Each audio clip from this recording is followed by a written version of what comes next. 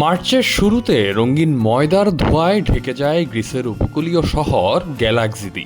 সেখানে শত শত মানুষ অংশ নেন ঐতিহ্যবাহী ফ্লাওয়ার ওয়ার বা ময়দার যুদ্ধে। এই কার্নিভালে অংশগ্রহণকারীরা একে অপরের দিকে রঙিন ময়দা ছুঁড়ে আনন্দে মেতে ওঠেন। শহরের রাস্তাঘাট আর বন্দর এলাকা মুহূর্তেই ঢেকে যায় রঙিন ময়দার মেঘে। উৎসবে অংশ নেওয়া মানুষের অনেকেই চোখে গগলস ও বিশেষ সুরক্ষা পোশাক পরেন, যাতে রঙিন ময়দা থেকে নিজেদের রক্ষা করতে পারেন। তবুও আনন্দে নাচতে নাচতে সবাই মেতে ওঠেন এই ব্যতিক্রমী উৎসবে। Ό,τι καλύτερο υπάρχει στην Ελλάδα. Το τριήμερο της Αποκριάς.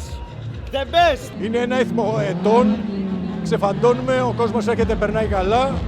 উৎসবে অংশগ্রহণকারী 24 বছর বয়সী লিওন ম্যাগ্রিজোস বলেন, এটি গ্রিসের অন্যতম সেরা উৎসব, বিশেষ করে 3 দিনের কার্নিভাল উদযাপন, যা তার কাছে সবচেয়ে আনন্দের। আরেক অংশগ্রহণকারী নিকোস স্ট্রাবোরিস জানান, এটি বহু বছরের পুরনো ঐতিহ্য।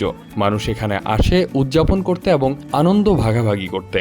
Περνάμε πολύ ωραία, είναι η πρώτη φορά που έρχομαι και το προτείνω ανεπιφύλακτα και σε υπόλοιπο κόσμο να έρθει. Προσπαθούμε, όπως βλέπετε, με θάρρος και χωρίς στολή να γίνουμε έτσι. Δεν έχει κανένα νόημα το πώς γινόμαστε, μόνο η χαρά, το κέφι.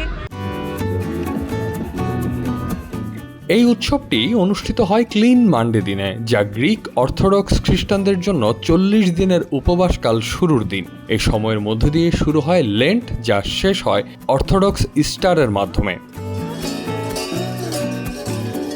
ইতিহাসবিদদের মতে এই ঐতিহ্যের শুরু 19 শতকে, যখন গ্রিস ছিল অটোমান এম্পায়ারের শাসনের অধীন। তখন কার্নিভাল উদযাপন নিষিদ্ধ থাকলেও স্থানীয়রা ছাই মেখে ও রাস্তায় নেচে সেই নিষেধাজ্ঞার প্রতিবাদ জানাতো। সময়ের সঙ্গে সঙ্গে সেই প্রতিবাদী ঐতিহ্যই আজ রূপ নিয়েছে আনন্দঘন রঙিন উৎসবে, যেখানে ময়দার যুদ্ধের মধ্য দিয়ে উদযাপন করা হয় ঐতিহ্য, আনন্দ এবং সম্প্রদায়ের মিলন।